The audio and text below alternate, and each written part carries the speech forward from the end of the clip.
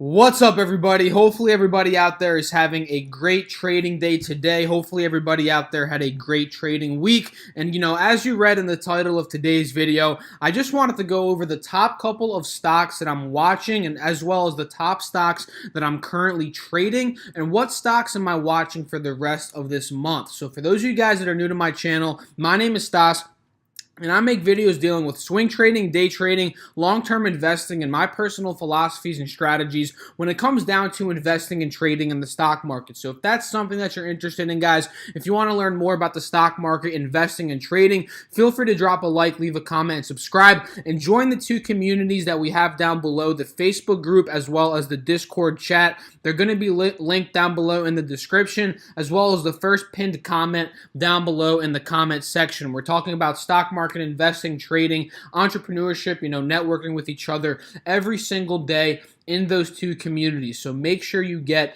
in those two communities. So let's talk about what stocks am I currently trading. Gush being the first one, ticker symbol GUSH, and this is the inverse ETF, the oil and gas based ETF that we've been trading a bunch on this channel, right? You guys that have been watching my videos for a while now, you know that I'm always in and out of Gush and Drip, the two inverse ETFs that trade based upon XOP, which is an oil and gas based ETF, meaning whenever this ETF's going up in price, Gush is going up in price, but whenever it's going down in price, Drip is going up in price. So what we notice here, guys, with Gush is that it's been on this uptrending pattern, right? We've talked about this in previous videos, and I'm mentioning it again because a lot of you guys that are beginners out there don't really understand what I'm talking about in terms of an uptrending pattern. An uptrending pattern, guys, it's very simple. It's whenever it's pushing up in price, making higher highs, higher high here, healthy pullback, higher high, healthy pullback, and now it's starting to push back up, right? And it's also making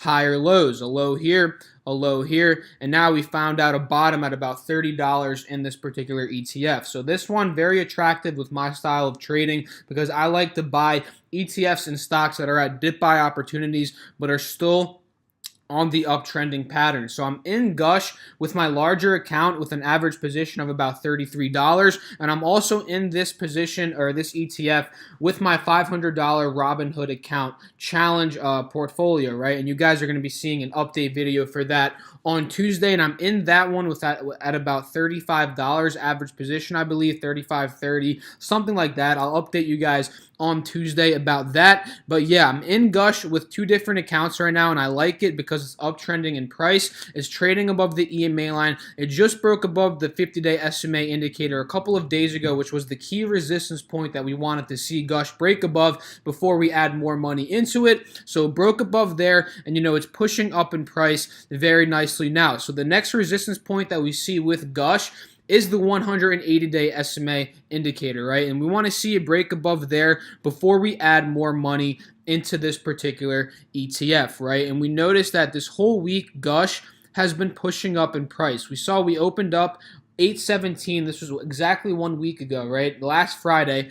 $30, now we're all the way up to $37. So if you guys were able to swing trade that over the past week, you would be up 18%, on your position, which is absolutely fantastic, right? So, it's been uptrending in price, pulling back very nicely and bouncing on the SMA indicators, trending above the EMA line. So, Gush is uptrending. It's very clear, right? And now I'm waiting for another dip to buy more into this particular ETF, right? And that's what I'm looking at in terms of Gush, right? This one still has a lot of potential for profit, especially if it's able to break above this 180-day SMA line, and especially if crude oil continues this uptrending pattern that it's on. And we noticed that crude oil broke above the 180-day SMA line, which is a very good sign that it's going to continue to uptrend in price. And now we're seeing a nice little healthy pullback in /CL crude oil, which is of course necessary if a stock or ETF or commodity or any future is uptrending for a long period of time. It's always healthy to see a pullback and then a bounce on the EMA line And, that's what I'm waiting for with crude oil. And if it does that and continues to push back up in price, XOP is going to go up in price, which means Gush is going to be going up in price. So that's what I'm looking at in terms of Gush. And that's pretty much my largest swing trading position right now in both my accounts for this past week. And, I've been making some good money on Gush, swing trading it. Now let's talk a little bit about some call outs that that people in the Discord chat made, as well as the Facebook group. And these are ticker symbol CREE. We'll talk about this one very quickly. And, this one fits my personal criteria in terms of investing and trading stocks that are on uptrending patterns, right? That are at dip buy opportunities. So we noticed that this fits that criteria perfectly. It's been making higher highs. It's been uptrending in price, and we've seen many healthy corrections in the stock, right? And now we're seeing another nice healthy correction after it made another higher high here at about $52, right? And now we're noticing nice consolidation right here, slow push-ups in the stock, right? It's making higher highs each day in terms of the past couple of days, and we can see that here on the 10-day chart. Strong consolidation, right?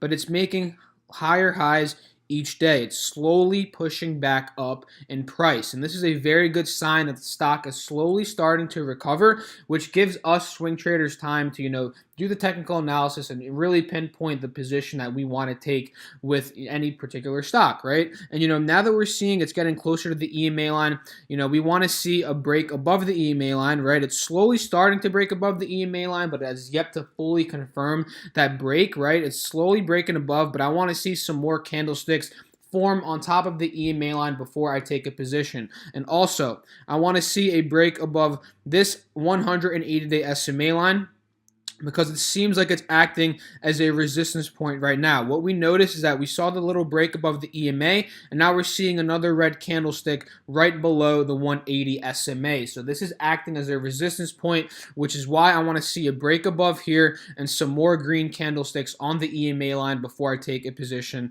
in CREE. But again, I like it. I love the technicals on this particular stock due to it being on an uptrending pattern and due to it having healthy pullbacks and, pushing up to make higher highs. So that one's a very nice one in terms of my trading strategy. Another one that I wanted to talk about, and this one was mentioned in the group as well. Let me pull that group up really quickly because I don't think I added it to my watch list, but I wanted to talk about that one very quickly. ENTG, that's what it was. Ticker symbol ENTG. Perfect. So this one, guys, I like this one due to the horizontal pattern that it's offering, right? And we notice that here it's very clear support level at about $32, right? And a very clear resistance at about $38, which gives us an understanding of how much potential for profit this has to offer, right? And it's confirmed the bounce at the support level here since it's trending up and it just broke above the EMA line, right? So, support level is confirmed, right? And now we're starting to see a slow break above the EMA line, and now we're seeing some consolidation on the EMA line, which is a very, very good sign. But, before I get into this position, guys, before I take a position in ENTG, I want to see some upwards push up towards the 50-day SMA indicator, because right now, guys, all we're seeing really is consolidation, but we are seeing some nice upwards momentum, right? But over the past 2 days, it's mostly been consolidation with a little bit of higher high action in terms of the past 2 days. But I really want to see a nice big spike up, maybe into the $34 range before I take a position in this one. But again, this one's a very attractive play due to the support level being validated at about $32. So I'm going to set an alert for ENTJ right now at about $34. $34, perfect. Create alert is at or above $34. So created alert, perfect. And that's what I'm looking at in terms of CREE and in terms of ENTG. Another one that I want to talk about, not much movement today, to be honest, with the stocks in my watch list. Facebook didn't really move much at all today. It's still hovering above that EMA line. It's not showing any signs of a downwards pattern, downwards reversal, but, it's still not really popping up, so this one's not really doing any movements in terms of Facebook stock, but I'm going to be watching it. It's going to be on my radar next week because it is looking like it's making a higher low, because the previous low here was at about 170. This low here is at about 173, 174. So, this one slowly is recovering. I could draw a trend line really quickly for you guys here. Actually, no, that's terrible. Let me draw it perfect right here, right? This one's slowly recovering, but it hasn't really shown much movement today, so I didn't really end up adding more money into Facebook. And again, Tesla, another one we were talking about, didn't really move much at all today, guys. It's been at that support at 320 pretty much this whole entire week, right? Look at that. That's insane, right, guys? Look at that. Literally, since 320 here, it hit this on 821, which was 3 days ago. What was that? Tuesday, Monday? You guys can calculate that. But, ever since then, it's been stagnant, right? It's literally not moved whatsoever above 322, 320. It's just been hovering. So, I'm waiting for the pop on Tesla, right? I want to see a pop up. That's why I have an alert here at 325 before I do add money into this stock, right? And again, I'm a big believer of not forcing trades if there's no trades, there, right? I'm eyeing up a bunch of different stocks now, and I have a bunch of different stocks in my watch list that I do see a ton of potential in, but a bunch of them are just not moving in the pattern that I want them to move in before I take a position, right? So I'm just not going to force any trades, and that's really what I advise all you guys out there to do. You don't have to make trades every day. I've mentioned this in my previous videos, but it's always a good idea to just sit on your cash. Not cash. I said shit. Sit on your cash, right? And don't take a trade if you don't see an opportunity, right? So Tesla, I'm waiting for the pop up, right? I'm waiting for the pop up above this 180 SMA because there's a clear resistance there and a clear support on the EMA, and it's pretty much just squeezing right in between there, right? You can see that, right, guys? It's squeezing there, so I'm waiting on that. McDonald's, another one that we were talking about earlier this week. It's still in this downwards wedge formation, right? It's in this wedge still. Kind of got topped off here at 161. It's slowly starting to pull back now. So, I'm probably not really looking to put money into McDonald's until we do see a break above that EMA line again and a pop out of this wedge, because this wedge right here, guys, is clearly showing us that of the bearish formation that McDonald's, ticker symbol MCD, is currently in. So I want to see the break above there before I put money in. And, I'm just being really patient, guys. I'm being very patient. I'm really just trading a couple of ETFs and stocks right now, and a bunch of them are on my radar still. So Tesla, McDonald's, both are on my radar right now. Gush, actively trading that one. FedEx, FedEx didn't move at all today either, right? We were talking about FedEx in yesterday's video due to this uptrending pattern that it's on and due to the nice pullback and the consolidation on the 50-day SMA. But again, this one's not moving at all, and I want to see some upwards push, a break above the EMA before I do add money into FedEx, ticker symbol FDX. And another one, ATI, guys. We were talking about ATI very closely. This one showing signs of recovery today, which is a very, very good sign, right? We didn't break all the way down below the EMA line. And this is another one that I'm actively trading and waiting to add more into this position once we see a pop-up close to the 50-day SMA and ideally a break above the 50-day and 180 SMA. That's when I'm planning on adding more money into ATI, because at that point, it's going to fully be, the uptrend pattern is going to be fully confirmed. So, I'm being very patient with ATI. I'm going to add an alert here at $27.